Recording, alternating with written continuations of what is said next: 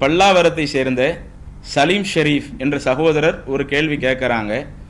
மறுமையில் அடியான் தன்னுடைய வாழ்நாளை எவ்வாறு கழித்தான், அவனுடைய கல்வியை கொண்டு என்ன செய்தான், செல்வத்தை எப்படி சம்பாதித்தான், எவ்வழியில் செலவு செய்தான், அவனுடைய உடலை எவ்வழியில் பயன்படுத்தினான் ஆகிய கேள்விகளுக்கு அவன் பதிலளிக்காமல் அவனுடைய பாதங்கள் நகராது. திருமிதி 2417 செய்தி.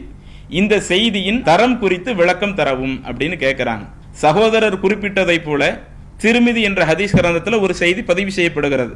அல்லாஹுடைய தூதர் சொன்னதாக, லா தசூலு கதமா அபதின் யௌமல் கியாமத்தி, மறுமை நாளிலே ஒரு அடியானுடைய இரு பாதங்களும் நகராமல் ஒரே இடத்தில் இருக்கும். ஹத்தா யுஸ்அல அன் உம்ரிஹி ஃபீமா அஃப்னாஹ், அவனுடைய வயதை பற்றி கேள்வி கேட்டு, ஃபீமா அஃப்னாஹ், அவன் அந்த வயதை எப்படி செலவழித்தான், தன்னுடைய காலத்தை எப்படி செலவழித்தான் என்ற அந்த கேள்விக்கு பதில் சொல்லாதவரை, வ அன் இல்மிஹி ஃபீமா ஃபஅல், ஒருவனுக்கு இறைவன் ஒரு கல்வியை கொடுத்து அந்த கல்வியை வச்சு என்ன பயன்படுத்தினா, எப்படி பயன்படுத்தினா என்ற கேள்விக்கு அவன் பதில் சொல்லும் வரை, வ அன் மாலிஹி மின் ஐனக்தஸபஹு வ ஃபீமா அன்ஃபகஹு, ஒருவனுடைய பொருளாதாரத்தை அதை அவன் எப்படி சம்பாதித்தான், அதை அவன் எப்படி செலவழித்தான் என்ற அந்த கேள்வி அவன் கேட்கப்படும் வரை, வ அன் ஜிஸ்மிஹி ஃபீமா அப்லாஹ், இன்னும் அவனுடைய உடலை, அந்த உடலை அவன் எப்படி பயன்படுத்தினா என்ற இந்த கேள்விகளுக்கு ஒருவன் பதில் சொல்லாதவரை கியாம நாள்ல அவனுடைய இரு பாதங்கள் நகராது என்று அல்லாஹுடைய தூதர் சொன்னதாக ஒரு செய்தி ஹதீஸ் கிரந்தங்களிலே பதிவு செய்யப்படுகிறது. ஆனால் இது தொடர்பாக வரக்கூடிய அத்துணை செய்திகளும் அது பலகீனமான ஒரு செய்தியாக, ஆதாரபூர்வம் இல்லாத ஒரு செய்தியாகத்தான் இருக்கிறது. உதாரணத்திற்கு நீங்க பாத்தீங்கன்னா, இந்த கருத்துப்பட வரக்கூடிய செய்தி அபு பர்ஸா என்று சொல்லக்கூடிய ஒரு நபித்தோழர் அறிவிக்கிறதாக வருது. அதே மாதிரி முஆது பின் ஜபல் என்கிற நபித்தோழர் மூலமாக இந்த செய்தி வருகிறது. அப்துல்லாஹ் இப்னு மஸ்ஊத் என்கிற நபித்தோழர் அறிவிப்பதாக இப்படி செய்தி வருகிறது. இதுல ஆரம்பத்தில் சொன்ன அபு பர்ஸா என்கிற அந்த சஹாபி மூலம் அறிவிக்கக்கூடிய செய்தி சுனனு திர்மிதி என்ற ஹதீஸ் கிரந்தங்கள்ல பதிவு செய்யப்படுது. அந்த செய்தியில சயீத் இப்னு அப்துல்லா இப்னு ஜுரைஜ் என்கிற ஒரு அறிவிப்பாளர் இடம்பெறுகிறார். அவர் ஆதாரபூர்வமான அறிவிப்பாளர் கிடையாது. பொதுவா நம்ம ஒரு செய்தியை ரசூலுல்லாஹி ஸல்லல்லாஹு அலைஹி வஸல்லம் சொல்லிட்டாங்கனாலேயே இது ஹதீஸ்னு ஏற்றுக்கொள்ள முடியாது. ஏன்னா இன்னைக்கு அல்லாஹ்வுடைய தூதர் நம்மள்ட்ட எதையுமே நேரடியா சொல்லல. அல்லாஹ்வின் தூதர் சஹாபாக்களுக்கு அந்த செய்தியை சொல்லுவாங்க. சஹாபாக்கள் அவங்களுக்கு அடுத்து இருக்கக்கூடிய தலைமுறைக்கு அந்த செய்தியை சொல்லுவாங்க. அவங்க அதுக்கு அடுத்து இருக்கக்கூடிய தலைமுறைக்கு அப்படியே சொல்லுவாங்க.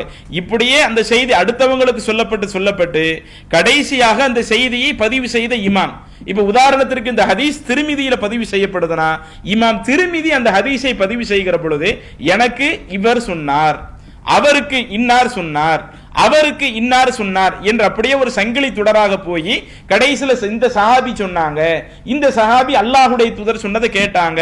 இப்படித்தான் பொதுவாக எல்லா செய்தியும் வரும்.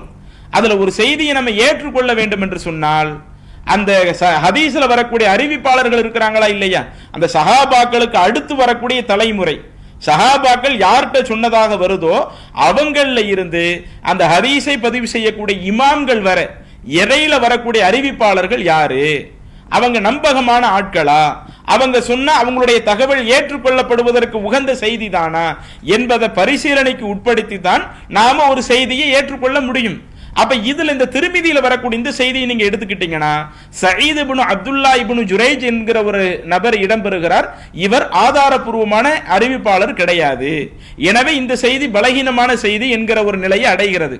அதே மாதிரி முஆது பின் ஜபல் ரலியல்லாஹு அன்ஹு அவங்க குறிப்பிடுவதாக இரண்டு அறிவிப்பாளர்கள் அந்த செய்திகள் வருது. சுனனு தாரமி என்கிற ஹதீஸ் நூல்ல ஒரு செய்தி பதிவு செய்யப்பட்டிருக்கிறது. சுனனுல் பைஹகியில் குப்ரா என்கிற அந்த ஹதீஸ் நூல்கள் இந்த செய்தி பதிவு செய்யப்பட்டிருக்கிறது.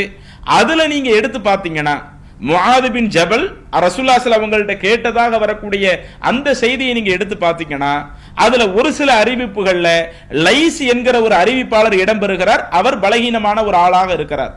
சரி, அதை விட்டு வேற யாரு அறிவிக்கக்கூடிய செய்தி வருதா என்று எடுத்து பார்த்தால் அதுல சாமித் பின் முஆது, அப்துல் மஜீத் இப்னு அப்துல் அசீஸ் என்கிற சில அறிவிப்பாளர்கள் வருகிறார்கள். இவர்கள் முழுக்க முழுக்க ஆதாரபூர்வமான அறிவிப்பாளர்கள் கிடையாது. இவங்க அறிவிக்கக்கூடிய செய்திகள் எல்லாம் ஆதாரபூர்வமாக ஏற்றுக்கொள்ள முடியாது. அப்ப இப்படி பலகீனமான ஆட்கள் அறிவிக்கக்கூடிய செய்தியாகத்தான் முஆது பின் ஜபல் அவர்கள் மூலமாக வரக்கூடிய அந்த செய்தியும் இருக்கிறது. அதே மாதிரி அப்துல்லாஹ் இப்னு மஸ்ஊத் அவங்க அல்லாஹ்வின் தூதர் சொல்ல கேட்டதாக ஒரு செய்தி முஸ்னதுல் பஸார் என்கிற அந்த நூல்ல இந்த செய்தி பதிவு செய்யப்பட்டு இருக்கிறது. அந்த செய்தியை நீங்க எடுத்து பார்த்தீங்கன்னா அதுல ஹுசைன் இப்னு கைஸ் என்கிற ஒரு அறிவிப்பாளர் இடம்பெறுகிறார். இவரும் ஆதாரபூர்வமான அறிவிப்பாளர் அல்ல. அப்ப ஆக மொத்தம் அந்த மறுமை நாள்ல இப்படி ஒரு 4 கேள்விகளுக்கு பதில் சொல்லாதவரை ஒருவருடைய கால்கள் நகராது என்று வரக்கூடிய செய்தி முஆத் பின் ஜபல் அவர்கள் வழியாக அறிவிக்கப்பட்டிருந்தாலும் அதுவும் பலவீனமான செய்தி. அப்துல்லாஹ் இப்னு மஸ்ஊத் அவங்க வழியாக சில செய்தி அறிவிக்கப்பட்டாலும் அதுவும் பலவீனமான செய்தி. அபு பர்ஸா என்கிற நபித்தோழர் மூலமாக அறிவிக்கப்பட்டாலும் அதுவும் பலவீனமான செய்தி. ஆக மொத்தம் ஆதாரபூர்வமான செய்தியாக எந்த ஒரு செய்தியும் இந்த கருத்துப்பட இல்லாததுனால சகோதரர் குறிப்பிட்ட அந்த நபிமொழி முழுக்க முழுக்க ஆதாரபூர்வமற்ற செய்தி என்பதை நம்ம தெரிவிச்சுக்கிறோம். அல்லாஹ் அக்பர், அல்லாஹ் அக்பர்.